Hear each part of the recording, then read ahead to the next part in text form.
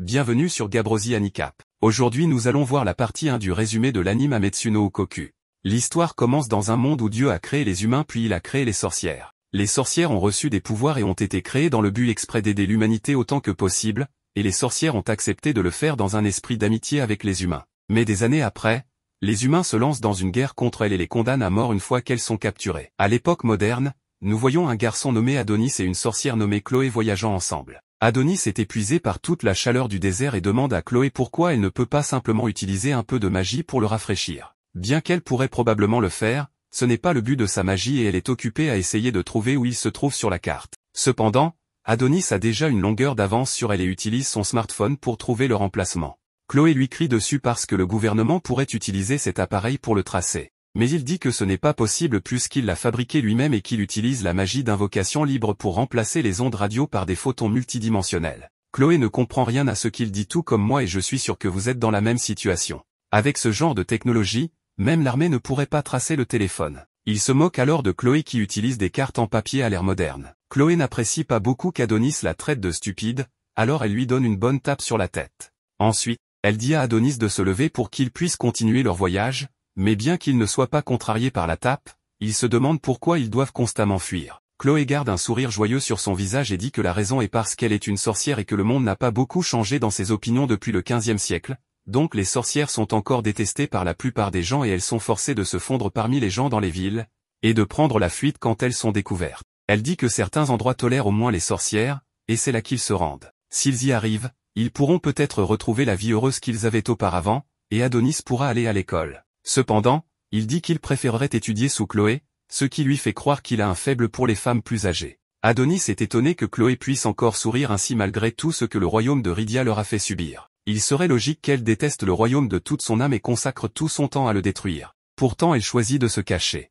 Il ne comprend pas pourquoi elle fait ça, et souhaite pouvoir tuer tous les humains qui les ont fait souffrir. Soudain, il remarque un escadron militaire qui les poursuit, alors il sort son stylo et prévoit de s'en occuper lui-même, mais Chloé dit qu'il est trop inexpérimenté pour ça, donc elle s'en chargera. Le roi reçoit la nouvelle que l'escadron envoyé pour capturer Chloé a échoué, et il passe ses nerfs sur le messager. Il traite l'homme d'incompétent. Et pendant que l'homme essaie d'expliquer que capturer une sorcière de glace avec un seul escadron est un défi, les hommes du roi commencent à le battre. Chloé a réussi à échapper au roi jusqu'à présent, mais il ne prévoit pas la laisser fuir plus longtemps. Chloé range son bâton magique et dit à Adonis de la suivre pour qu'il puisse partir, mais Adonis est contrarié par quelque chose. Alors il demande à Chloé pourquoi elle ne le laisse pas se battre à ses côtés. Elle prétend que c'est parce qu'il est inexpérimenté. Mais alors il fait tomber une énorme épée du ciel pour prouver qu'il a toute l'expérience nécessaire pour pouvoir combattre. Il connaît la vraie raison, Chloé ne veut pas qu'il tue des humains puisqu'il est aussi humain. Mais il est fatigué de ne pas pouvoir la protéger, elle qu'il aime. Chloé l'étreint et lui dit qu'elle comprend, mais leur moment d'intimité est interrompu quand l'une des machines des soldats morts capte leur localisation et une lumière verte les entoure tandis qu'ils commencent à flotter. Chloé réalise que cela doit être de la téléportation à grande échelle. Dans la colonne de lumière, Chloé et Adonis se tiennent la main pour ne pas être séparés. De retour dans la capitale, le roi fait un discours au peuple de son royaume en disant « Les sorcières nous protégeaient jadis avec leur pouvoir, mais nous avons fini par avoir peur de leur pouvoir alors nous avons créé notre propre pouvoir à travers le progrès technologique, et nous sommes arrivés à l'ère de l'expansion des engins. Ils ont des dirigeables, des bâtiments si solides qu'aucune tempête ne pourrait les détruire, et plus important encore. Ils ont des smartphones qui est un condensé de connaissances. Ils n'ont plus besoin des sorcières ou de leur pouvoir pour leur survie puisqu'ils possèdent assez de pouvoir par eux-mêmes, et maintenant qu'ils ont ce pouvoir, ils visent la domination mondiale, le seul obstacle étant les sorcières qui peuvent rivaliser avec leur puissance militaire. Par conséquent, ils vont éradiquer toutes les sorcières. Et quand il termine son discours, Chloé et Adonis sont téléportés sur la scène. Adonis réalise ce qui se passe et fonce pour donner à Chloé le temps de s'échapper. Mais il est rapidement plaqué au sol. Voyant la seule personne qui lui est chère étendue au sol, Chloé a perdu patience.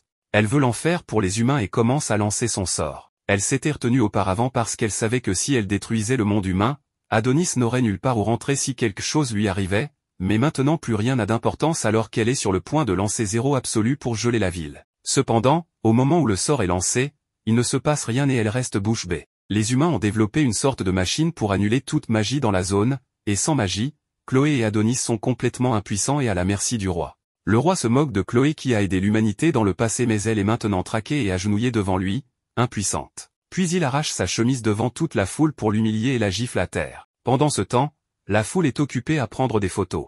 Adonis ne supporte pas de regarder cela, alors il fonce une nouvelle fois sur le roi pour sauver Chloé, mais il est maîtrisé par les gardes. Le roi, agacé par les cris d'Adonis, ordonne à ses gardes de le tuer. Mais comme le garde pointe son arme sur la tête d'Adonis, Chloé ne supporte pas de le voir trouver la mort ici. Elle jette donc sa fierté de côté et supplie le roi d'épargner Adonis. Elle ment en disant qu'elle l'a kidnappé et élevé comme son esclave, alors elle implore le roi de le laisser partir. Peu lui importe ce qui lui arrive après. Le roi n'a aucune réaction à sa supplique et sort son pistolet de sa poche, le pointant sur la tête de Chloé. Adonis, impuissant à protéger Chloé, essaie désespérément d'activer un sort mais continue d'échouer. Tout en regardant le canon du pistolet, Chloé regarde Adonis une dernière fois et Adonis a des flashbacks du moment où Chloé l'a trouvé dans la rue et l'a recueilli pour l'élever. Pile au moment où Chloé s'apprête à dire son dernier « je t'aime », elle se fait tirer dessus avant de pouvoir finir. Après l'avoir tué, le roi s'éloigne et ordonne à ses hommes de cribler son corps de balles, laissant son corps comme une masse de chair pulvérisée. Adonis crie de douleur pendant que la foule acclame l'exécution de Chloé. En ce temps, Adonis se remémore tous les bons moments heureux qu'il a partagés avec elle. Après, un garde s'empare d'une hache et coupe sa tête. Le roi affiche fièrement la tête de Chloé et proclame la victoire sur les sorcières. Mais vous savez qu'Adonis n'oubliera jamais ce qui s'est passé aujourd'hui et l'ami qu'il a perdu. 10 ans plus tard, une grande partie de l'humanité est dans une situation désastreuse et souffre aux mains des gens qui ont tué la meilleure fille. Dans une cellule de détention, 2 femmes très mal nourries se battent pour un pain, prêtes à s'entretuer pour cela. Mais alors cette fille, qui arrive à garder un maquillage impeccable même en prison, offre son pain aux 2 autres pour arrêter la bagarre. Même si ça veut dire qu'elle n'aura pas de pain, elle a l'air très heureuse qu'elle ne se batte plus. Une des amies de Doroka, Anna, vient la voir et lui demande si elle ira bien puisqu'elle n'a rien mangé depuis un moment. Mais elle dit que tout va bien et qu'elle est pleine d'énergie. Anna dit à Doroka qu'elle est vraiment au grand cœur malgré l'état actuel du monde. Peu importe les progrès technologiques réalisés par le monde, une fois qu'ils n'avaient plus de sorcières à menacer avec leurs armes, ils ont commencé à se menacer les uns les autres et une guerre sans fin a été menée dans le monde humain. On avait fait croire aux gens que le monde irait mieux une fois que toutes les sorcières auraient disparu, mais ce n'est définitivement pas mieux, et les voilà dans le pétrin. Doroka remarque qu'Anna est bouleversée. Alors elle essaie de la réconforter avec un petit spectacle de marionnettes. Même si elles ont été traînées ici après avoir perdu face au royaume, ça finira par s'arranger d'une manière ou d'une autre. Le spectacle de marionnettes parvient à remonter quelque peu le moral d'Anna, mais cette lumière s'éteint rapidement quand un garde arrive en criant pour que le numéro 218 se présente. Jusqu'à présent, 4 personnes ont été appelées ainsi, mais aucune n'est jamais revenue après avoir été appelée. Le garde continue d'appeler le 218, et à son horreur, Anna réalise que c'est elle le numéro 218, celle qu'ils appellent. Au tout dernier moment, Doroka échange son numéro avec celui d'Anna pour épargner à son ami le sort inconnu qui l'attend. Elle est emmenée dans une pièce où un homme l'évalue et lui dit de se déshabiller. Elle est choquée mais l'homme lui dit de s'y habituer puisque c'est tout ce pourquoi elle est bonne désormais. Le directeur s'approche d'elle et lui dit que le royaume de Rydia est la superpuissance mondiale et que la seule utilité que Ria a pour elle est comme esclave sexuelle. Donc elle va devenir l'esclave sexuelle d'un seigneur du royaume et il n'y a rien qu'elle puisse y faire, sauf qu'il y a quelque chose qu'elle peut y faire. Elle mord le doigt du directeur pour qu'il la lâche puis s'enfuit en courant, volant aussi le téléphone du directeur afin de libérer tous les autres prisonniers. Cependant, le téléphone nécessite une authentification vocale pour exécuter des commandes. Doroka est donc forcée d'imiter la voix du directeur pour ouvrir toutes les cellules, puis ils courent tous comme si leur vie en dépendait. Doroka tombe sur une grande porte en courant et utilise le téléphone pour l'ouvrir. À l'intérieur, elle trouve une grande capsule, mais elle est appréhendée par des gardes peu après. Cependant, sa commande précédente pour ouvrir toutes les cellules ouvre aussi celle-ci, et Adonis est libéré, ne ressentant rien d'autre que de la rage. Il se réveille et hurle de colère. Après son réveil spectaculaire, Adonis sort de sa prison et brise le reste de ses entraves. Les gardes décident de ne pas informer leur chef de la situation et tentent plutôt de le ramener dans sa cellule en l'attaquant conjointement. Adonis est proactif et se jette sur le premier garde, prenant sa matraque et le mettant hors d'état de nuire en le lui enfonçant dans la gorge. Il élimine le suivant en lui balançant un couteau qu'il a pris sur le premier en pleine tête. Avant que le troisième homme ne tire, il utilise une technique de combat rapproché et retourne l'arme contre le garde. En voyant Doroka, il se rapproche en pointant l'arme sur elle. Cependant, il tire sur ses chaînes, les libérant avant de partir discrètement. Entre-temps, une annonce est faite, informant tous les gardes de l'établissement que toutes les portes des cellules et les cloisons des couloirs des blocs 1 à 6 ont été ouvertes et que les prisonniers tentent de s'échapper. L'annonceur ordonne aux gardes de prendre des mesures de contre-attaque promptes, rappelant qu'il ne s'agit pas d'un exercice. Pendant cette période, la nouvelle de la situation atteint le secrétariat de la Sécurité nationale. Le secrétaire général Yamato appelle Aircore pour le mettre au courant des événements avant de lui ordonner de se rendre immédiatement sur place et de faire un rapport avec des informations plus précises. Aircore reçoit la permission de s'armer avec des armes de classe 5 ou supérieure. Yuki, la vice-secrétaire, le met en garde de ne pas prendre à la légère la paix que l'empereur a construite et lui dit d'y aller. Il part de bonne humeur. Yuki est offensé par son comportement décontracté devant le secrétaire général et souhaite en finir avec lui pour cela. Yamato lui rappelle qu'Erkor a le même rang qu'elle, celui d'agent de sécurité de l'Empire. L'homme retire sa cape pour révéler son armure de combat et active son GPS.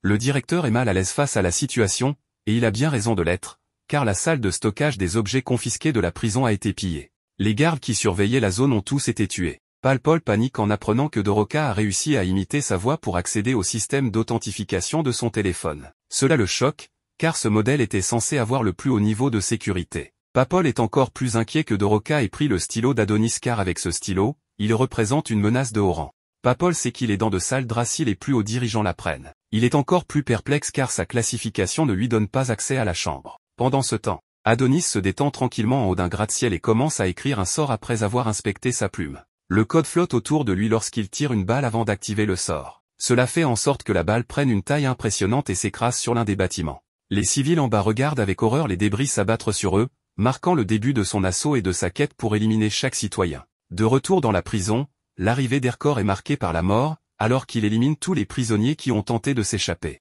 Il appelle son supérieur pour lui faire part de sa recherche complète de la prison et de l'absence d'Adonis.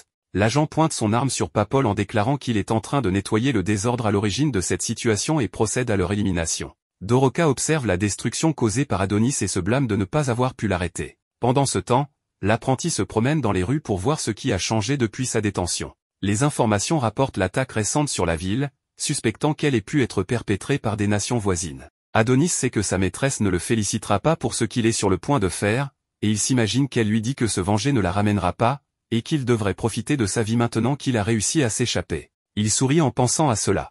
Cependant, une rencontre avec un couple qui commande son comportement étrange lui fait perdre cette expression joyeuse.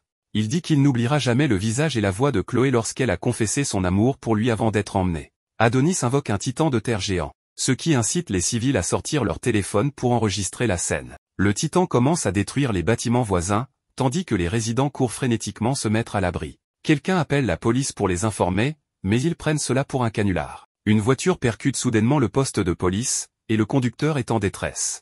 L'officier suppose qu'il est sous l'influence de champignons hallucinogènes, drogue, et dit à son collègue de l'arrêter. Il appelle le quartier général et demande qu'on lui passe la brigade des stupéfiants. Mais lorsqu'il sort et voit le titan, il change rapidement sa demande et souhaite être mis en relation avec la défense.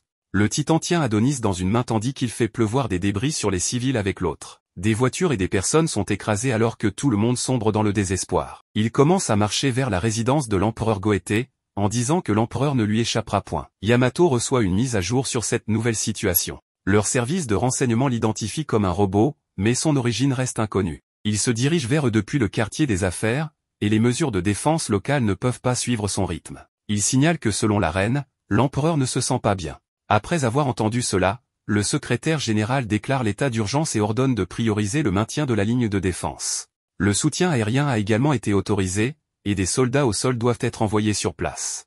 Yamato s'attend à une confrontation limitée après avoir donné ses ordres. Il sort et est choqué par la capacité du titan à se déplacer malgré sa taille. Yuki informe le directeur qu'Adonis et la plume ont disparu. Avec cette nouvelle information, elle est sûre que tout cela est alimenté par la magie. Yamato estime que cela simplifie les choses, alors il demande à un subordonné le dispositif de suppression de la magie photonique. On lui dit qu'il est dans le stockage souterrain, mais ils ne sont pas sûrs qu'un appareil vieux de 10 ans fonctionne correctement. Yamato confie à Yuki la responsabilité de le remettre en marche, car il s'agit d'une question d'importance nationale. Le système d'alerte de la ville informe tous les citoyens qu'un état d'urgence a été déclaré et leur ordonne de rapidement évacuer vers un endroit sûr. Certains chars se positionnent au loin et tirent sur Adonis, mais il dévie les tirs avec sa magie. Son titan riposte en frappant un bâtiment comme avec un fusil à pompe, et le projectile à haute vélocité détruit l'unité de char. Adonis a passé ses 10 années d'isolement de manière significative. L'isolement était l'environnement idéal pour lui de déterminer la manière la plus précise d'éliminer une nation. Pour utiliser des sorts, il faut saisir le processus du sort, le synthétiser et l'écrire en utilisant une plume spéciale. Cette maîtrise est presque impossible sans un excellent professeur. Aux yeux d'Adonis, il n'y a aucune distinction entre ceux qui étaient présents il y a 10 ans et ceux qui ne l'étaient pas. Si mettre fin à la vie de Chloé était pour un plus grand bien de l'humanité, alors tout le monde qui bénéficie de son sacrifice est tout aussi coupable. Il invoque 2 mitrailleuses et fait l'impensable en éliminant ceux qui tentent de fuir tout en affichant un sourire d'apaisement. Soudain, les larmes commencent à couler de ses yeux et il ne comprend pas ce qui lui arrive car il ne se sent toujours pas mieux. Pendant ce temps, Erkor le repère au loin alors il prévient Yamato. Celui-ci ordonne alors à toutes les unités de l'abattre sans hésiter. Aussitôt, les avions de chasse foncent sur lui et larguent des missiles sur le Titan projetant Adonis sur un bâtiment. Les civils se précipitent pour sortir de la zone bombardée. Doroka sauve un jeune garçon d'un écrasement alors qu'il tente de réanimer sa mère. Elle s'excuse auprès du garçon pour ce qui lui est arrivé et le confie à une vieille dame avant de partir arrêter Adonis. Pendant ce temps, à la résidence royale, Goété est alité en raison de sa maladie. Il est réveillé par le tumulte à l'extérieur, mais sa femme le rassure en lui disant que leur empire ira bien, car il a veillé à ce qu'il soit fort en son absence. Il trouve ses paroles trop aimables et révèle qu'il n'a pu le faire que grâce à une reine de soutien. Son réveil est interrompu par une toux, dont il saigne. Goété a l'impression que sa vie touche à sa fin en raison de cette maladie incurable. La reine ordonne qu'on appelle le docteur Griffon, mais il se recouche en disant qu'il va bien. Il commence à se demander si c'est une malédiction de la grande divinité, mais il refuse toujours de se repentir, car tout ce qu'il a fait était pour le progrès de l'humanité à ses yeux. Selon lui, l'humanité ne pourrait jamais progresser si les sorcières étaient présentes. Pendant ce temps, Adonis utilise sa magie pour vaincre toutes les unités au sol. Yamato observe avec incrédulité. L'un des opérateurs signale qu'un civil s'approche de la cible au sol. Adonis saisit le dernier homme debout par le cou, et le soldat exprime qu'ils auraient dû l'éliminer avec Chloé il y a 10 ans. Son apprenti est d'accord et prépare un sort autour de son poing pour mettre fin au soldat. Doroka crie pour lui demander d'arrêter, et il la reconnaît. Elle le supplie de mettre fin à son massacre, car il a déjà pris de nombreuses vies innocentes, et la mort des innocents la perturbe. Entendre les mots innocents et citoyens dans la même phrase énerve Adonis. Il la regarde froidement et écrase le soldat qu'il tenait, l'envoyant au sol. Doroka le regarde, abasourdi par sa brutalité. Adonis rit à l'idée qu'ils sont innocents. Le fait qu'elle était captive d'une nation différente et qu'elle sympathise avec eux le fait envisager d'éliminer toute l'humanité. Il s'arrête en marchant vers elle lorsque Doroka prononce le nom de Chloé. Il la prend par le col de son habit et lui demande de ne plus prononcer son nom. Il commence à penser qu'elle est là pour le distraire jusqu'à l'arrivée des renforts. Doroka révèle qu'elle est une sorcière et montre même ses pouvoirs. Cependant, Adonis croit que toutes les sorcières sont mortes et pense que c'est un piège, alors il l'entrave. Elle révèle que certaines sorcières ont survécu à la chasse aux sorcières. Face à cette possibilité, il veut savoir pourquoi elles ne sont pas venues sauver sa maîtresse. Doroka s'excuse et lui dit qu'elles étaient toutes désespérées de s'échapper. Il n'accepte pas ses excuses, car Chloé est déjà partie. La sorcière révèle qu'elle peut être ramenée à la vie. Il la jette au sol et s'apprête à la tuer, pensant qu'elle se moque de lui. Doroka lui dit qu'elle s'est infiltrée dans le pays pour le sauver, car ses souvenirs d'elle sont essentiels à sa résurrection. Adonis crée une épée, prêt à l'utiliser pour la tuer, ainsi que quiconque se mettra en travers de son chemin, mais Doroka est prête à mourir si cela apaise sa vengeance. En la voyant sourire, il se souvient de sa maîtresse puis tombe au sol en pleurant et veut une confirmation que Chloé peut être ramenée. Doroka tend la main pour le rassurer, mais un coup de feu traverse la sorcière alors qu'il saisit sa main. Le choc se lit sur le visage d'Adonis. Hercor est celui qui a tiré, et il est déçu de ne pas les avoir touchés tous les deux. L'histoire se poursuit tandis que les souvenirs de Doroka défilent, se souvenant de l'incident lorsque leur village a été attaqué par les humains. La jeune sorcière a regardé avec horreur les soldats dévaster le village en flammes. Elle a été surprise lorsque Mia l'a étreinte par derrière. La plus âgée était heureuse de voir la fille saine. Mia ne comprend pas pourquoi les humains les attaquent alors qu'il y a une bonne entente entre eux et les humains. Le dispositif de suppression des photons magiques est utilisé pour annuler leur magie, laissant les sorcières sans défense. Doroka demande ce que c'est que la machine et Mia lui dit de s'enfuir pour informer Dame Ophilia de la situation, mais Doroka refuse d'y aller sans sa sœur. Alors Mia insiste pour qu'elle y aille et pour la motiver, sa sœur joue avec une marionnette en lui disant qu'elle est très forte. Doroka décide finalement de partir pendant que les soldats arrivent vers Mia, mais elle est tuée par les soldats. Son esprit revient au présent lorsqu'Adonis la prend dans ses bras et l'appelle. Elle s'excuse d'être distraite et crache des résidus, tandis qu'il lui dit de ne pas abandonner. Il est déterminé à ramener sa maîtresse bien-aimée Chloé à la vie. Elle s'accroche à lui avec la peu de force qu'il lui reste et chuchote l'emplacement actuel des sorcières. Leur moment est interrompu par une volée de balles tirées sur Adonis. Il se dérobe de manière acrobatique pour éviter les tirs, laissant Doroka être touché par les balles. Il regarde le cadavre de Doroka avec frustration de ne pas avoir obtenu suffisamment d'informations sur la façon de ramener sa maîtresse décédée. Le chef de l'unité confirme la mort de Doroka et en informe Yamato. Adonis tient sa plume comme s'il allait passer un examen, en avertissant les soldats de ne pas devenir arrogants. L'apprenti commence à écrire un sort qui l'enveloppe, tandis que le chef de l'unité tarde à donner l'ordre de tirer, incitant tout le monde à vider leur chargeur sur Adonis.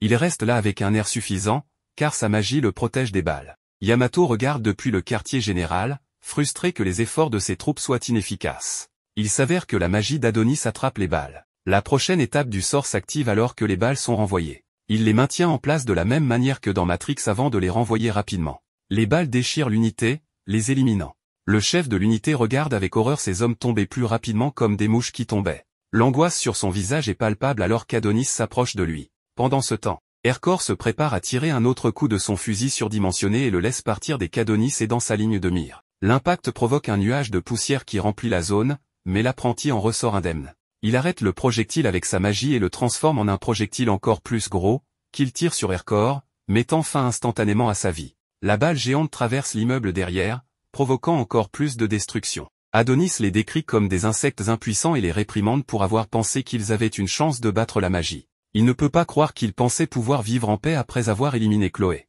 Adonis a l'intention d'éradiquer chaque être humain de la planète et jure de leur faire ressentir le désespoir de Chloé. Yamato observe le flux vidéo et implore Yuki de mettre en marche le dispositif de suppression des photons magiques. Tout en faisant cela, elle se tient là en admiration de la science qui a vaincu les sorcières. Une fois activée, il supprimera la magie d'Adonis. Elle s'enthousiasme à l'idée d'être utile à son frère aîné. Le vice-secrétaire réalise qu'elle a exprimé ouvertement ses sentiments et réprimande ses subordonnés choqués pour qu'ils se mettent au travail. Ils sont bloqués par les scientifiques et Sirta, la directrice de l'Agence nationale des sciences. Elle soupçonnait qu'ils se présenteront pour utiliser la machine. Sirta commente à quel point Yuki a progressé depuis leur dernière rencontre. Elle leur explique qu'elle ne peut pas permettre qu'ils activent la machine. Yuki tend la main vers ses armes et demande une explication.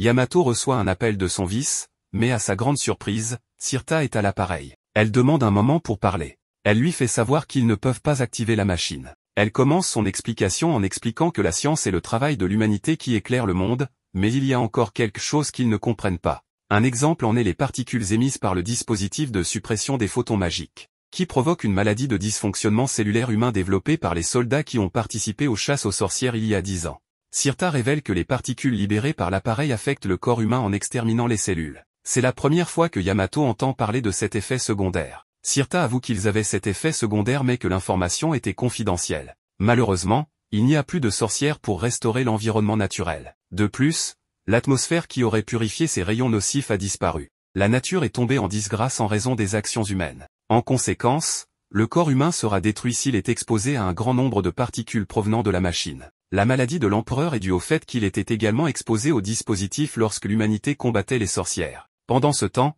Adonis fait face à l'unité suivante tout en laissant échapper un rire de méchant. Sirta remet le téléphone à Yuki et lui demande de partir, maintenant qu'ils connaissent la vérité. Elle refuse de prendre le téléphone et court activer la machine. En courant, elle explique qu'ils ne peuvent pas se permettre de se soucier de la maladie lorsque la menace de la magie est juste devant eux. Sirta ordonne à tous de battre en retraite pendant qu'elle poursuit le vice pour l'arrêter. Yuki active rapidement la machine, exprimant que c'est une question d'importance nationale. Le rire malicieux d'Adonis s'arrête brusquement lorsque sa plume est abattue de ses mains et que la magie est neutralisée. Le quartier général informe le secrétaire de la situation à l'emplacement de la machine. Sirta la désactive tout en tenant Yuki inconsciente, assurant à Yamato que sa petite sœur va bien, mais la réalité dit le contraire, car elles sont toutes les deux ensanglantées par l'exposition. Sirta lui dit de regarder Adonis sur son écran avant de lui dire que sans magie, leur ennemi est à leur merci. Sirta le pousse à réaliser qu'il devrait rapidement éliminer ceux qui nuisent à l'Empire, car après tout, ils sont le royaume indestructible. Yamato met fin à l'appel et ordonne à toutes les unités de charger Adonis.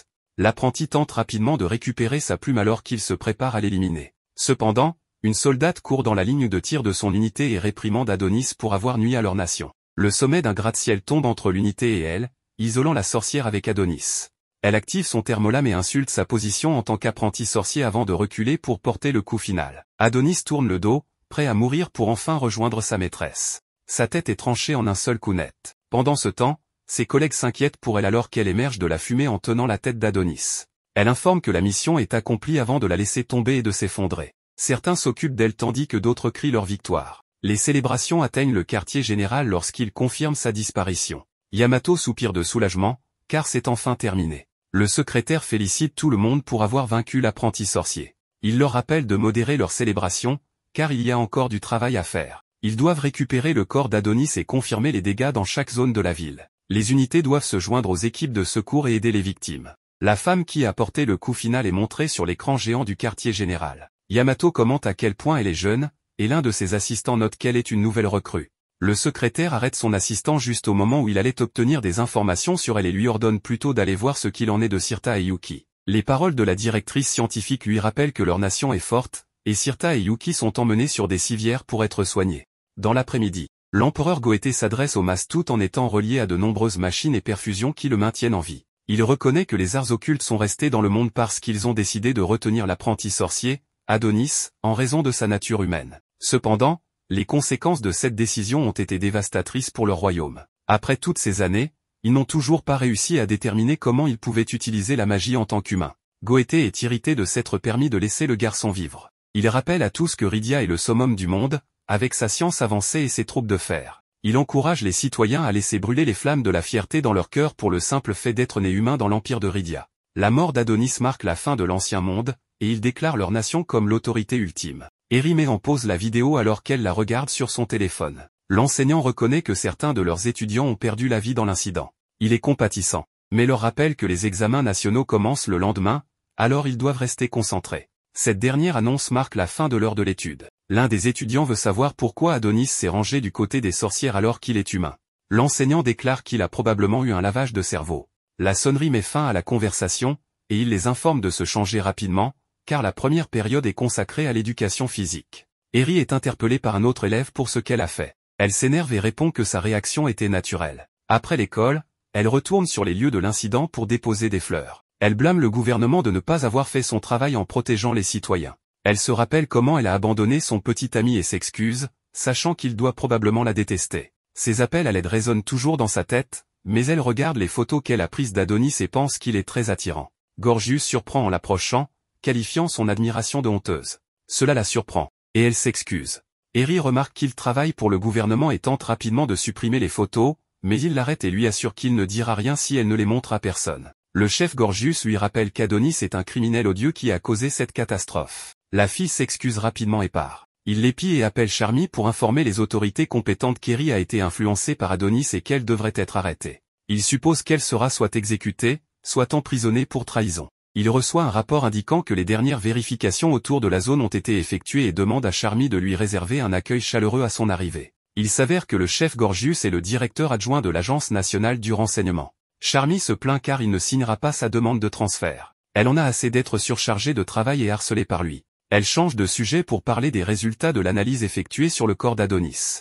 L'enquêteur en chef confirme que le corps est un faux. En même temps, l'apprenti ouvre les yeux à un endroit inconnu. Nous voyons ensuite Adonis allongé sur un lit d'hôpital, luttant contre des sorcières inconnues qui le maintiennent. Les sorcières surveillent ses signes vitaux pendant qu'il est inconscient. Les sorcières ont peur qu'il ne survive pas longtemps dans cet état. Adonis continue de crier puis ses pupilles roulent vers le bas depuis sa tête. Lady Ophélia, la chef des sorcières, leur dit de ne pas abandonner. Elle s'approche d'Adonis et restaure ses sens en stimulant son cerveau. Après avoir fait son travail de magie, Adonis se réveille de nouveau sur le champ de bataille. Il voit son corps sans vie au pied de la soldate et est confus. Elle se présente comme Anna et explique qu'elle a utilisé sa magie pour faire un duplicata de lui. Elle se révèle comme une sorcière, qui avec Doroka, a infiltré le pays. Elle dit à Adonis que tout cela était un plan pour ressusciter Chloé. Elle l'assure qu'elle le mettra en sécurité. Adonis ne lui fait pas confiance et essaie de la questionner. Elle lui dit que les questions sont pour plus tard et demande à Madame Ophélia de le téléporter. Adonis est englouti par une boule de linge qui flotte dans le ciel.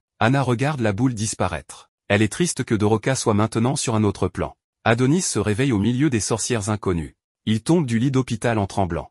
Madame Ophélia le prend dans ses bras, le remerciant d'avoir combattu pour elle. Adonis la repousse, lui demandant qui elle est. Adonis reconnaît l'endroit comme étant la nation des sorcières. Adonis est mis dans un fauteuil roulant et on lui fait visiter les lieux. L'atmosphère de la nation des sorcières est heureuse et joyeuse. Deux sorcières se tiennent près d'un groupe de piliers. L'une d'elles l'appelle, heureuse qu'il soit maintenant en bonne santé. Adonis s'arrête pour leur parler. Elle lui dit que Chloé serait triste s'il lui arrivait quelque chose.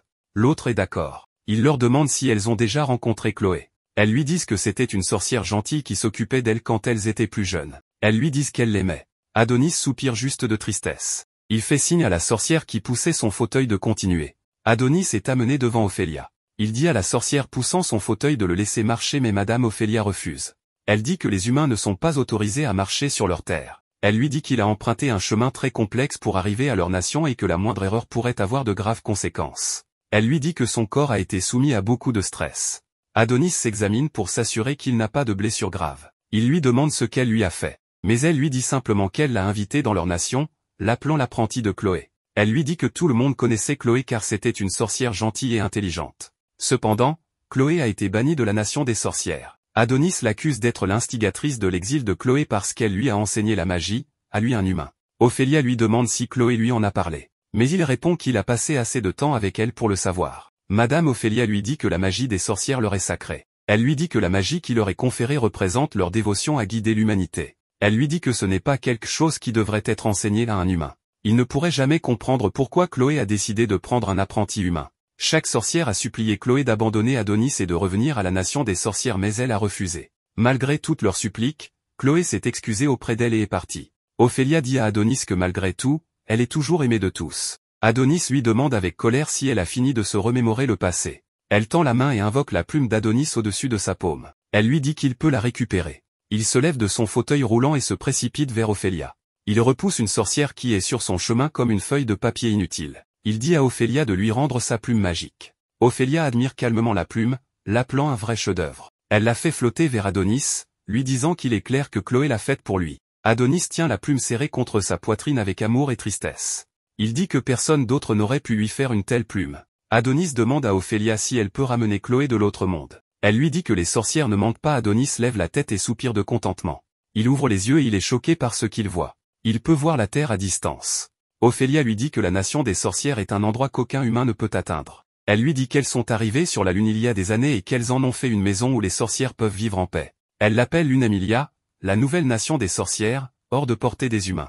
Madame Ophélia explique à Adonis que l'avènement de la technologie a révélé la vraie nature de l'humanité. Elle lui dit que peut-être la Terre a été rendue sphérique pour que les humains ne voient pas trop loin devant eux parce que Dieu craignait pour leur avenir. Adonis lui dit qu'il n'y croit pas. Ophélia se retourne et montre à Adonis les pierres tombales de nombreuses sorcières qui ont perdu la vie. Elle lui dit que les humains sont toujours contraints par les émotions et les normes sociales. Ces émotions et ces normes sociales ont aveuglé les humains sur la vérité réelle. Elle lui raconte comment le roi pensait que les sorcières corrompraient l'humanité. Elle emmène Adonis à un arbre. Elle lui dit que l'arbre s'appelle Mytho et qu'il est capable de produire des sorcières. Il regarde l'arbre avec émerveillement. Sur l'arbre, il y a différents nids abritant des sorcières en production.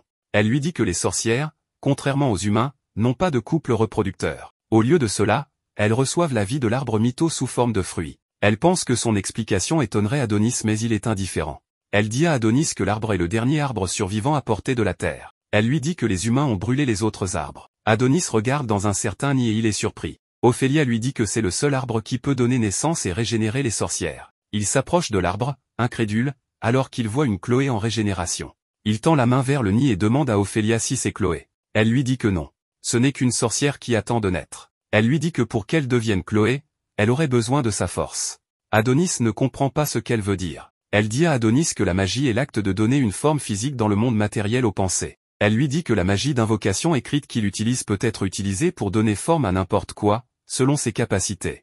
Elle lui dit que sa magie est suffisante pour tout rendre possible. Elle dit à Adonis qu'il pourrait sceller tous ses souvenirs dans le fruit sorcier et la faire devenir Chloé. Elle lui dit qu'il est la clé de la résurrection de Chloé. Adonis a l'air déterminé et Ophélia commence à s'éloigner de l'arbre. Elle dit à Adonis de la prévenir quand il sera prêt à commencer la cérémonie. Elle s'éloigne, laissant Adonis debout seul devant l'arbre. Adonis s'allonge dans l'herbe et réfléchit à son choix. Il n'arrive pas à croire que sa magie ressuscitera Chloé. À ce moment, Anna apparaît devant lui. Elle lui demande s'il n'a rien à lui dire. Adonis lui demande condescendant si elle s'attend à des remerciements de sa part. Elle lui dit qu'il ne peut pas être sérieux. Avec des larmes coulant sur ses joues, elle lui dit que Doroka a donné sa vie pour lui. Adonis lui dit que ce n'est pas son problème puisque c'est elle qui a planifié son évasion. Anna est en colère par sa remarque, mais il s'éloigne. Anna l'appelle, lui disant qu'elle n'a pas fini de parler. Elle lui dit que les humains sont tellement égoïstes.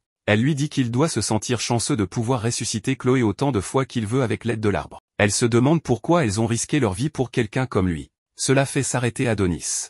Il se retourne et lui dit avec colère qu'elles l'ont sauvé pour qu'il puisse ramener Chloé, pour qu'elle puisse l'utiliser. Elle lui demande ce qu'il entend mais il lui dit de ne pas faire l'idiote. Il se souvient des derniers mots de Doroka alors qu'elle était dans ses bras. Elle lui a dit que la nation des sorcières prévoyait d'utiliser Chloé. Adonis dit à Anna que les sorcières pouvaient vivre dans un environnement hostile aux humains.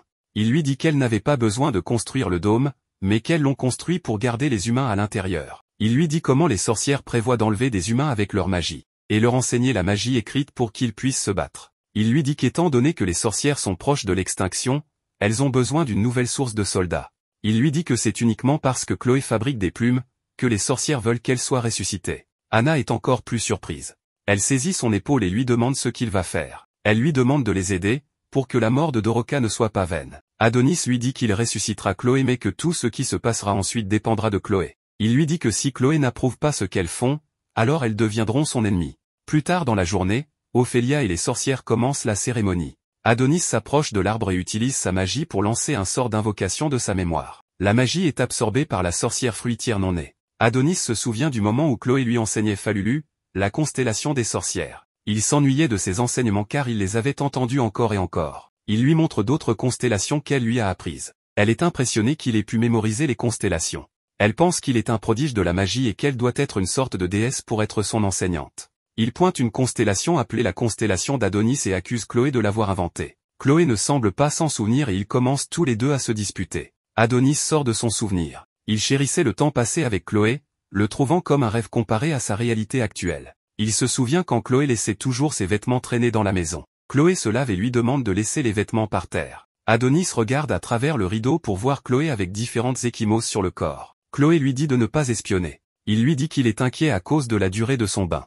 Il lui dit qu'il va monter la garde. Il presse Chloé de prendre rapidement son bain avant que leurs poursuivants les rattrapent. Chloé le remercie de rester avec elle alors que des larmes coulent sur ses joues. Elle lui dit qu'elle ne peut pas vivre seule. Adonis est ému par sa déclaration. De retour au présent, Adonis admet qu'il ne peut pas vivre seul non plus. Le fruit sorcier continue d'absorber sa magie. Adonis professe son amour pour elle, et la voix de Chloé le remercie. Le fruit s'illumine, éclairant les champs. Toutes les sorcières regardent le fruit, pleines d'espoir. Les choses continuent, et il est révélé qu'Adonis a décidé de ne pas ramener Chloé à la vie car il ne voulait pas qu'elle ressente à nouveau la même chose. L'apprenti est d'avis que sa maîtresse n'a pas sa place dans ce genre de monde. Il se rappelle la douleur qu'elle a traversée une dernière fois. Adonis jette un autre sort, ce qui fait réaliser à Ophélia qu'il a réécrit le sortilège rituel. Anna regarde, incrédule, Doroka émerger du cocon à la place de Chloé. L'apprenti la récupère de façon théâtrale, la poussant à ouvrir les yeux. Il lui dit qu'il ne voulait pas laisser sa dette impayée. Elle est confuse mais réalise bientôt qu'ils sont à l'Unamia. Il regarde autour de lui et se souvient d'Ophélia et des autres sorcières. Elle se demande ce qu'elle fait de retour à la maison, alors que la dernière chose dont elle se rappelle est de s'être fait tirer dessus sur terre. Elle remarque qu'elle est sous sa forme naturelle et s'échappe rapidement de ses mains, embarrassée. Elle lui témoigne du respect et commence à s'excuser auprès d'Adonis de lui avoir montré quelque chose d'aussi sale et disgracieux. Doroka le supplie même d'effacer cela de sa mémoire. Elle ne sait pas que ce gars est le Shad ultime, donc il n'est pas ému par une telle vision. Il lui jette simplement un au-dessus en lui ordonnant de se taire et de le mettre. Il explique qu'elle l'a sauvé à Rydia, donc maintenant ils sont quittes. Elle demande immédiatement des nouvelles de l'endroit où se trouve Chloé. Ophélia interrompt, demandant à Adonis comment il a pu faire une telle chose. La sorcière en chef explique qu'elles font tout leur possible pour l'aider. Elles risquent leur vie pour le sauver et soigner ses blessures. Elle souligne même qu'elles ont garanti sa sécurité et ont essayé de ramener Chloé d'entre les morts. Ophélia est juste confuse quant à la façon dont il peut ruiner tous leurs efforts. Les autres commencent à douter qu'il aimait vraiment sa maîtresse, étant donné qu'il n'est qu'un humain. Certaines se demandent même s'il a abandonné Chloé en faveur de Doroka. Ophélia demande calmement à celle-ci si elle a mis des idées dans la tête d'Adonis. Elle bafouille en essayant de répondre. L'apprenti intervient, ordonnant aux sorcières de fermer leur gueule. Il leur annonce sans détour qu'il ne ressuscitera pas Chloé et que cette décision a été prise par lui seul. Ophélia rit de ses commentaires et veut savoir devant qui il fait son intéressant. Son rire se transforme en un regard hostile quand elle l'appelle un simple humain. Son attaque est interrompue quand un phénomène se produit. Elle se demande ce que ça peut bien être. Puis la réalisation se fait jour en elle quand elle comprend. Elle se tourne vers Adonis, lui demandant s'il a fait quelque chose. Il s'excuse et révèle qu'il a été emprisonné à long terme et qu'on lui a implanté une puce qui le traque. Il leur montre la puce, puis l'écrase en informant les sorcières qu'il traquera lui-même les humains, donc elles devraient rester à l'écart. Il écrase la puce et la jette vers l'arbre. Elle est conçue pour exploser quand on la manipule. L'explosion détruit l'arbre. Ophélia regarde, dévastée, mytho, l'arbre de vie est brûlé. Le transport des humains est terminé, marqué par l'interruption de Yamato qui exprime sa surprise qu'il reste un arbre. Le directeur a une combinaison de combat blanche et fait son rapport au QG que le transfert a été un succès. En retour, on l'informe que l'analyse de l'installation non identifiée est terminée, donc ils peuvent retirer leur masque de protection faciale. La première unité fait également son apparition et encercle les sorcières et Adonis. Yamato les décrit comme des rats dans une grotte. L'apprenti est un peu offensé par sa déclaration, révélant que c'est lui qui les a invités à l'Unamia en premier lieu. Adonis le corrige, l'appelant le cimetière des humains. Pendant ce temps, une sorcière dit à Ophélia de ne pas s'inquiéter alors qu'elle jette un sort dans l'espoir d'éteindre les flammes avant qu'il ne soit trop tard. Mais un des soldats l'élimine, annulant le sortilège.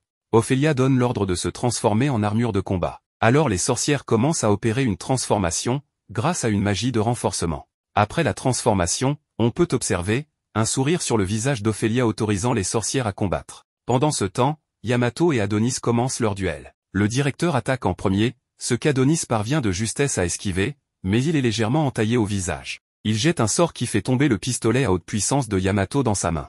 L'apprenti ne perd pas de temps et lui tire dessus à bout portant.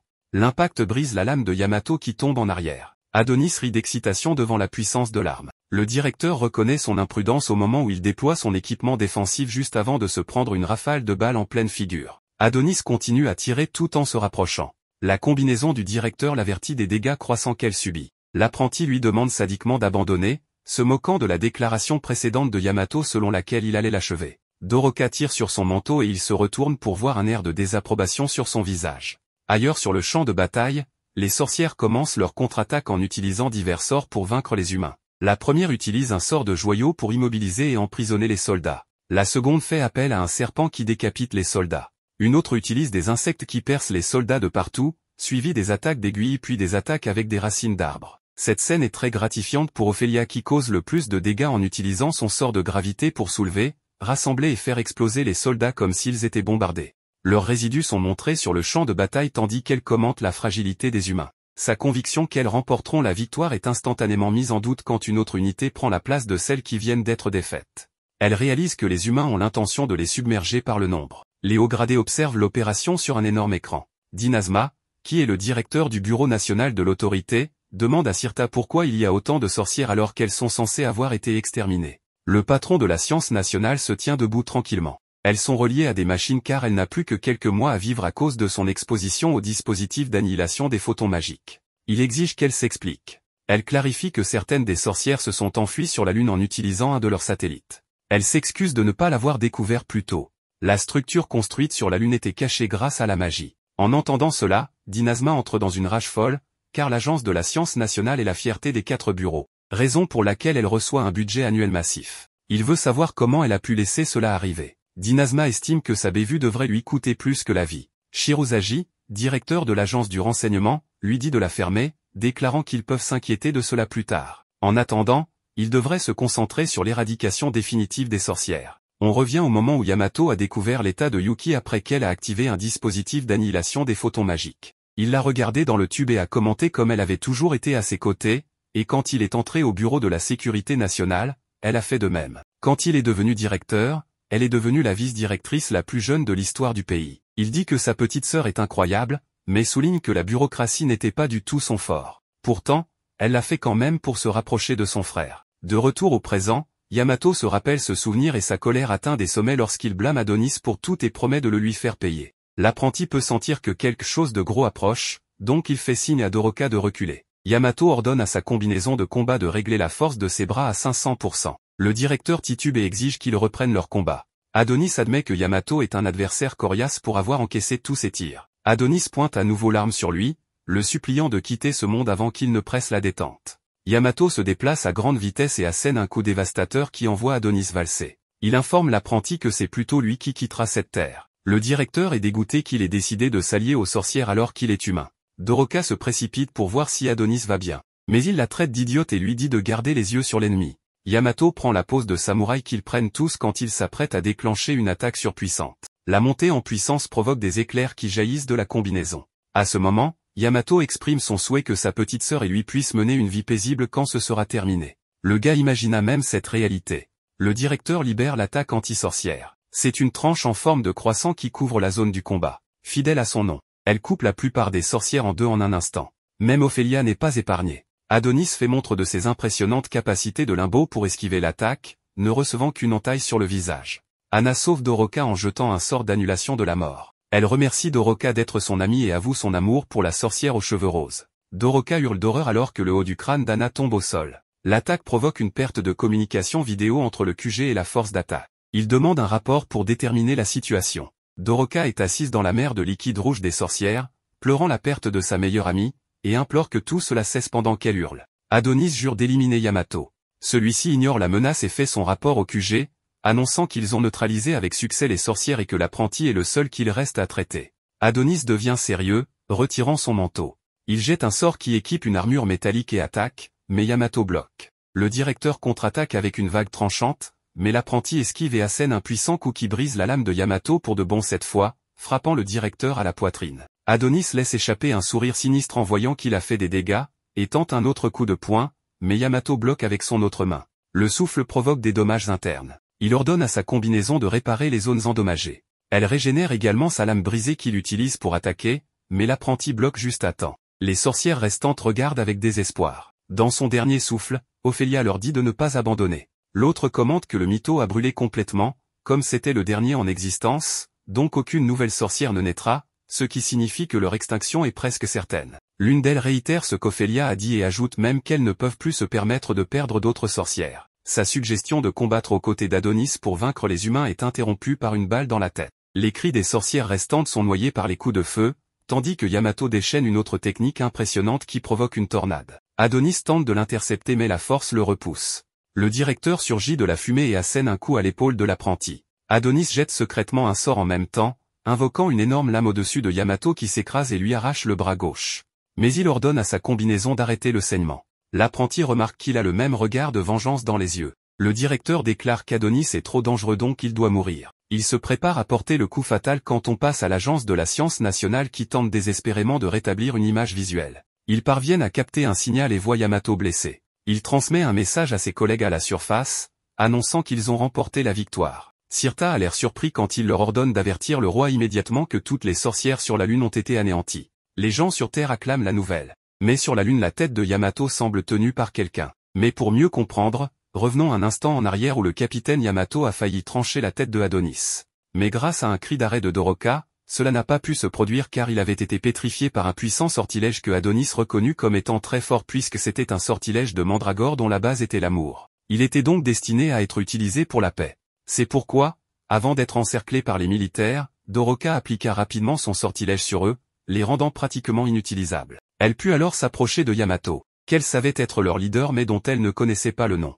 Elle le lui demanda donc, et de façon presque involontaire, la bouche du capitaine lui donna son nom bien que Yamato ne sut pas pourquoi il l'avait dit. Il assura cependant qu'il ne l'avait pas vraiment fait et qu'il devrait donc faire attention car il avait affaire à un puissant sortilège. Bien que les autres sorcières regardent seulement de loin, certaines se lamentaient de leur fin prochaine tandis que d'autres ressentaient un faible espoir que peut-être, elles ne seraient pas éliminées ce jour-là. Mais Yamato perdit rapidement son sang-froid, ordonnant qu'on le laisse bouger, ce qui déplut à Doroka. Elle activa donc rapidement sa mandragore pour finalement le laisser complètement immobile. Ce qu'elle voulait, c'était utiliser Adonis à son avantage car s'il ne pouvait pas bouger, il serait très facile de s'en débarrasser. Pourtant, Doroka avait d'autres plans, lui demandant de se rendre puisque cela n'avait aucun sens de continuer ainsi. De tels mots mirent aussi bien Yamato que Adonis en colère. Mais malgré tout, Doroka n'avait pas perdu espoir car elle voulait passer un accord avec lui dans lequel on n'attaquerait ni les autres sorcières ni Adonis et où elle ne leur ferait aucun mal. Elle proposait en outre de libérer tous ces hommes. Mais cette faiblesse de Doroka mit le cœur du héros dans une colère noire car il se rappela rapidement que c'étaient eux les responsables qui ont éliminé Anna, sans compter qu'il venait juste d'éliminer toutes ses camarades. Il devrait donc leur rendre la pareille immédiatement. Mais en se laissant distraire si longtemps, Yamato avait réussi à se libérer de son sortilège et il se mit rapidement à la frapper tout en lui criant à quel point il serait ridicule qu'il s'allie à la racaille des sorcières. Maintenant, elle va donc sentir toute sa colère. Et bien que son capitaine eût annulé le sortilège sur les autres soldats, il suffisait amplement pour montrer à quel point les humains étaient déterminés à éliminer chacune des sorcières. Sans compter que Yamato avait sa sœur dans une situation plus que critique à cause de l'attaque de Adonis. Il n'avait donc pas de temps à perdre avec des sorcières assassines. Pourtant, Doroka affirme qu'eux aussi le sont, ce qui arrête net le point de Yamato car Doroka affirmait qu'il est vrai que beaucoup de sang avait été versé par ses sœurs mais que les humains n'étaient en rien innocents. Même après avoir éliminé la majorité des sorcières et avoir acquis beaucoup de technologies avancées, ils étaient presque au bord de l'extinction. Pourtant, même à ce moment-là, ils avaient décidé de venir massacrer des sorcières. Cela dit, Doroka montra à nouveau sa bienveillance en lui demandant d'arrêter de se battre dans un combat sans sens. Mais ces paroles commencèrent à affecter Yamato qui, malgré une puissante haine et l'envie d'accepter son accord puisque c'était littéralement le mieux pour tous, ne pouvait oublier qu'il était humain et plus important encore, un soldat du grand empire de Rydia auquel il avait juré fidélité. Il ne devait donc pas dévier de son devoir. Mais sans le savoir, un souvenir de lui dans sa jeunesse survint, où il courait droit vers sa mère qui l'étreindrait avec une chaleur réconfortante. Mais ce n'était que le sortilège de Doroka qui avait finalement fait accepter à Yamato de mettre fin à la bataille contre son peuple. Pourtant, une épée le transperça rapidement dans le dos avant de lui trancher la tête. L'auteur n'était autre que Adonis qui ne pouvait permettre une telle absurdité. Après tout, il lui avait tout pris, ne lui laissant plus que la vengeance. Mais il félicita aussi Doroka car il reconnut que son sortilège d'amour était très puissant. Celle-ci voulait cependant une explication puisqu'elle avait réussi à faire accepter ses conditions au capitaine mais Adonis ne s'en souciait pas. Il lui offrit plutôt de s'unir à lui pour qu'ensemble, ils utilisent leur pouvoir et éliminent l'humanité qui leur avait fait tant de mal. Mais dans un changement de scène, nous voyons la capitale de Rydia, où, au palais royal, l'empereur Goété parlait sérieusement avec un messager car il n'avait pas de nouvelles de son invasion des sorcières qu'il ne permettrait en aucun cas de laisser vivre. Mais le messager, pour calmer la situation, affirmait que son capitaine ainsi que ses meilleurs soldats avaient été envoyés au combat. Il n'avait donc rien à craindre. Pourtant, Goété voulait plus d'informations.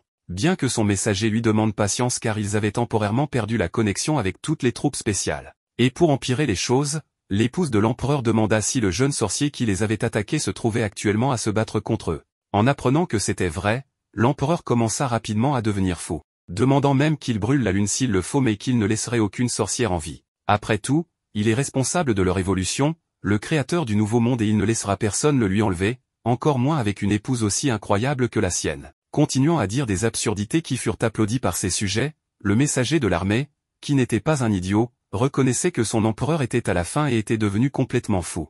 Cela se confirma en voyant sa majesté avoir une attitude très étrange envers son épouse, se comportant pratiquement comme un bébé. Il comprit donc rapidement que cette femme était une sorcière qui utilisait un très puissant sortilège d'amour. Mais Goété était dans un excellent endroit et moment pour la sorcière qui lui ordonna de mettre fin à ses jours car c'était une bonne nuit pour le faire. Et à cause du puissant sortilège, Goété alla directement le faire, chantant une chanson dans la nuit. Alors que le messager demandait ce qui se passait, Goété assura que rien n'allait de travers pendant qu'il allait droit à sa perte. Grimpant sur les rebords du royaume d'où il prévoyait de sauter, il en profita que son messager le verrait et que tout resterait sans suite. Goété ordonna d'ailleurs à ce dernier de ne pas s'approcher car il en avait assez fait pour eux, en exterminant les sorcières, leur apportant la technologie et créant pratiquement un grand avenir pour tous. Il devrait donc lui être reconnaissant pour toujours. Mais sa reine lui ordonna rapidement de se taire car il ne cessait de parler et il était temps qu'il meure. Elle lui réordonna donc de sauter, ce qu'il fit avec bonheur à cause du puissant sortilège, s'empalant sur une grande pointe du château. Cela montra clairement au messager qu'il avait affaire à une sorcière. Il voulut rapidement appeler la sécurité car une sorcière avait envahi le château.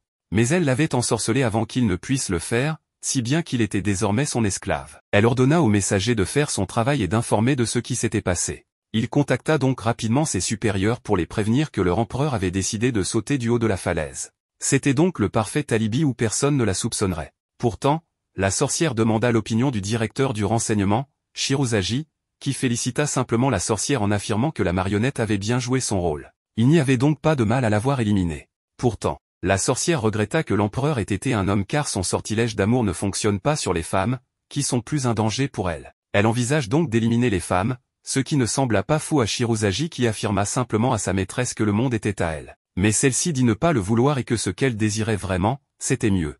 Elle n'était d'ailleurs pas très heureuse car le messager ne lui convenait pas et elle aurait préféré quelqu'un de plus haut placé. Elle menaça donc Shirozagi de les éliminer et de ramener à nouveau quelqu'un d'aussi inutile pendant que le pauvre messager se faisait sauter la cervelle sur ordre de la reine. Mais Shirozagi affirma que peut-être l'homme dans la lune serait à la hauteur d'une grande reine comme elle, bien qu'il affirmait qu'elle n'était pas reine à présent et pouvait l'appeler par son véritable nom, Dorothea, qui est une sorcière voyageant à travers les univers. Elle voulait retrouver une personne et ferait tout pour y arriver. Mais revenons à Adonis qui continuait avec son offre, que Doroka refusa catégoriquement. Pourtant, le jeune homme assura qu'elle finirait par l'accepter. Il partit donc immédiatement éliminer le reste des humains qui étaient toujours sous le sortilège de Doroka. Grâce à cela, Adonis put les tuer de la façon la plus cruelle possible car ils devaient souffrir autant que lui. Il utilisa donc sa baguette pour les découper comme rien. Et bien que Doroka s'en lamentait et voulait qu'il s'arrête, Adonis ne semblait pas vouloir le faire. Doroka, bien que cela lui fît mal, devait donc faire quelque chose même si Adonis la mettait au défi de l'oser et de le défier, sans compter qu'il n'aimerait pas la revoir mourir. La jeune sorcière devrait donc regarder le massacre continuer, y étant pratiquement obligée. Mais elle tenta de l'arrêter, affirmant que ce qu'il faisait ne servait à rien. Après tout, le passé est le passé et bien que par le passé, beaucoup de vies aient été perdues autant du côté des sorcières que des humains, ce qu'il faisait ne changerait rien. Mais lorsque Doroka eut fini de parler, Adonis avait déjà éliminé tous les humains car il voulait la tête de son ennemi pour réparer à la fois sa coupure de katana et pour utiliser ses cordes vocales. Il voulait envoyer un message, réussissant à contacter le commandement central qui était sur le point de se faire berner. Après une coupure d'énergie, ils récupérèrent le signal des soldats pour entendre de fausses paroles de soutien disant d'informer Sa Majesté qu'il ne restait aucune sorcière en vie mais que bien sûr, un tel exploit avait fait de nombreuses victimes et que lui seul avait survécu. Il ajouta qu'il ne fallait pas l'attendre car il reviendrait de son propre chef après avoir fini de chercher plus d'informations.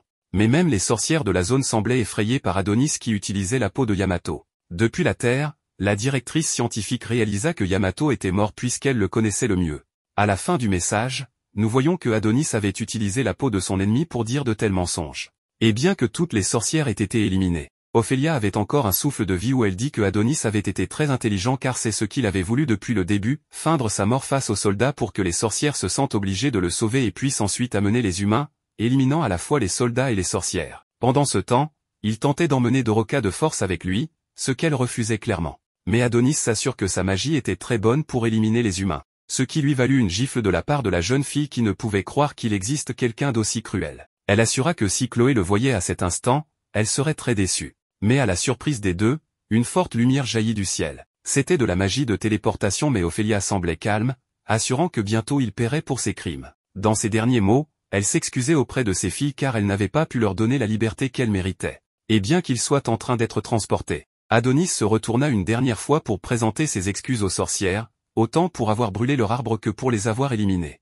Mais au centre de contrôle, nous avons vu qu'ils essayaient de ramener leur capitaine mais la directrice savait que c'était une grosse erreur car en fait, ils amenaient l'apprentie sorcière déguisée en Yamato. Elle avait rapidement réussi à réunir un grand nombre de soldats qui se préparaient à leur devoir consistant à venger tous les morts de la bataille et leur capitaine. Mais avant d'être transportés, l'ordre fut donné de tirer sans pitié sur tout ce qu'ils verraient, déclenchant ainsi une pluie de tirs qui anéantirait tout sur leur passage.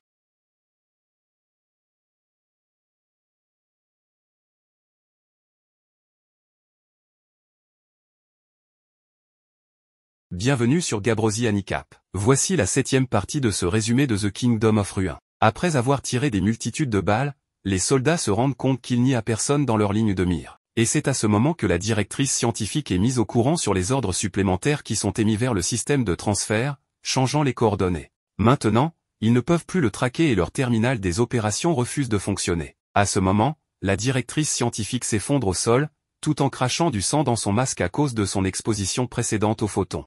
Pendant qu'elle gît au sol, elle déclare que le disciple de la sorcière est très futé et ce n'est pas rien de le dire. La scène change et on peut voir un étendue de terrain et un ciel bien étoilé. Nous voyons également au loin Adonis qui se tient debout et Doroka qui se dirige vers lui. Après l'avoir rejoint, Adonis l'informe qu'ils sont maintenant sur Terre et on peut voir que Doroka a du mal à le croire. Il ajoute que là où ils sont, l'armée de Rydia ne pourra pas les retrouver. Il l'informe qu'ils vont commencer leur invasion de Rydia. Nous revenons cependant un peu plus en arrière pour voir ce qu'Adonis a fait pour changer les coordonnées. Adonis commence à utiliser le téléphone de Yamato, mais à ce moment son ami lui crie de patienter car il reste encore des sorcières en vie mais il s'en fout.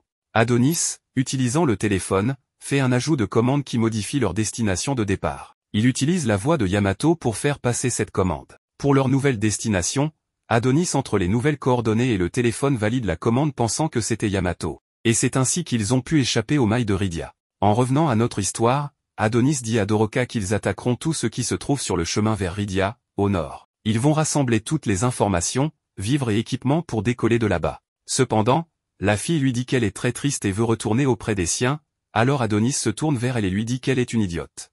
Il dit que toutes les sorcières de la lune ont été tuées mais Doroka dit que c'est faux, et lui demande de la renvoyer là-bas. Il la traite d'égoïste et elle rétorque que lui, il n'est obsédé que par la vengeance. Adonis fait appel au souvenir et montre à Doroka le moment où elle tentait de négocier avec Yamato. Adonis lui dit qu'elle est différente des autres sorcières car elle voulait réconcilier les humains et les sorcières, contrairement aux autres sorcières. En réponse, elle dit qu'elle a toujours voulu rencontrer Adonis. Elle se demandait à quoi ressemblait le disciple choisi par Chloé et quel type de personne il était. Elle se disait qu'Adonis pourrait apaiser les tensions entre humains et sorcières, étant donné qu'il est le disciple d'une sorcière. Elle pensait qu'elle était leur espoir mais Adonis lui dit qu'il ne sait rien de lui. Elle dit que de la même manière qu'Adonis et les humains, eux aussi ne sont pas prêts de le pardonner. Ce qui veut dire que le cercle vicieux de la haine ne disparaîtra. Adonis dit que tout ce qu'elle dit, lui passe au-dessus. Il continue disant que pour lui, la vie de Chloé est plus précieuse que toutes les autres. C'est pour cela que le monde qu'il a privé d'elle doit périr. Doroka se lève et le réprimande en demandant s'il est satisfait de ce qui s'est passé. Elle l'accuse d'avoir détruit toutes les sorcières et provoqué un massacre tuant des innocents.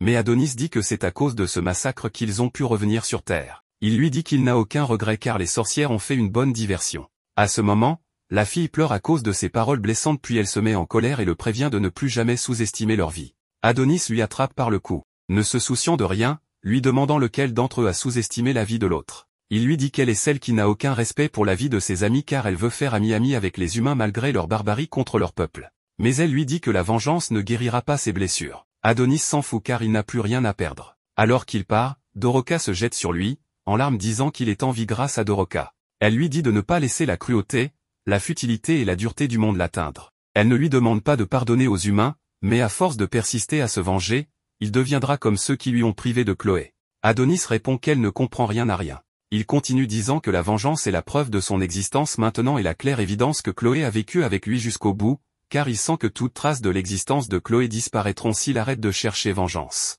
Pendant ce temps, Doroka ne fait que pleurer et quand elle s'arrête et voit Adonis qui se vide de son sang. Pendant ce temps, un groupe d'hommes à moto se demande qui sont les deux personnes assises au milieu du désert. Ils supposent que ce sont des fugitifs ou juste deux amoureux qui ont fui leur famille. Le chef du gang, Ponch, rit bêtement. La scène passe à Adonis se réveillant dans cet étrange endroit, totalement inconscient et ne sachant pas où il est ni ce qui s'est passé. Cependant, il se rappelle qu'ils étaient dans le désert et que ces types à moto sont venus et les ont emmenés pour l'aider pendant qu'il était couvert de sang. Puis on voit le chef de gang lui parler disant qu'il a un regard de tueur. Ponch prend place et propose une bouteille d'alcool à Adonis. Quand Adonis le regarde, il réalise que la personne est un pollué et il lui dit qu'il ne veut pas boire cet alcool, disant que c'est de la pisse. Ponch, le chef de gang, rit d'Adonis disant qu'il est marrant pour avoir traité son alcool de pisse. Puis il se présente comme le chef de cet endroit. En voyant la gueule du chef, il sait en même temps qu'ils ne sont pas aux ordres de Rydia. Adonis s'enquiert de la fille, celle aux cheveux roses. Et Ponch lui demande si c'est sa gonzesse.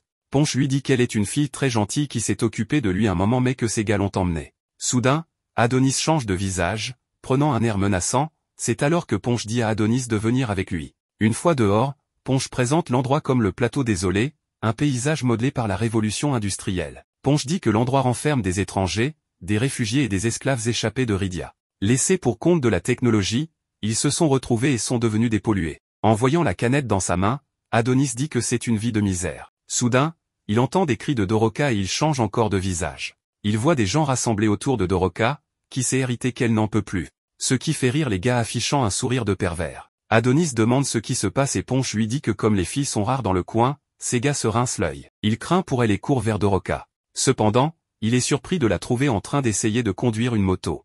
Elle crie parce qu'elle ne sait pas comment arrêter la moto. C'est alors que l'un des gars lui demande de lever les fesses et de s'asseoir sur les genoux. Adonis lui demande ce qu'elle fait, ce qui la distrait et elle tombe de la moto. Elle se lève et lui offre des cadeaux pour n'excuser de ne pas avoir remarqué sa blessure mais Adonis les jette. C'est alors que Ponch annonce une gueuleton qui aura pour le soir, ce qui réjouit les gars. Plus tard dans la nuit, on peut voir les pollués se faire la fête et Doroka qui leur sert à boire. Un vieux s'adresse à Doroka en complimentant son charisme et sa beauté. Soudain, le vieux se transforme en tireur d'élite qui reluque Doroka avec ses lunettes de tir. Alors que le vieux fonce pour peloter la poitrine de Doroka, elle l'esquive. Pendant ce temps, Adonis est assis tranquille dans son coin observant. C'est alors que leurs regards se croisent et Doroka peut bien voir qu'il est en colère. Certains pollués pensaient qu'ils étaient en couple mais Doroka dit que ce n'est pas le cas. Ils demandent alors ce qu'ils font ensemble et Doroka dit qu'ils ont décidé de faire le tour du monde. Elle rajoute que le désert est magnifique ce qui fait éclater les pollués de rire. Les pollués affirment alors que Doroka est très drôle. Soudain, tous les motards tombent dans les vapes, ce qui surprend Doroka qui demande ce qui leur arrive. Adonis s'approche d'elle disant que c'est en négligeant ce qu'on ingère, qu'on devient pollué. Elle demande alors à Adonis s'il les a empoisonnés. Adonis nie les avoir empoisonnés mais admet avoir utilisé un sort magique pour modifier la composition de l'alcool pour en faire un somnifère. Il lui demande si elle n'a pas remarqué le sortilège et elle dit non. Doroka fait remarquer à Adonis qu'elle est un peu sotte et se réjouit qu'aucun des polluants ne soit mort. Soudain, Adonis sort un flingue et Doroka fait barrage en lui disant de ne pas faire de bêtises. Elle exprime son admiration pour les gens qui les ont aidés dans le désert et les ont soignés puis Adonis lui dit et alors ?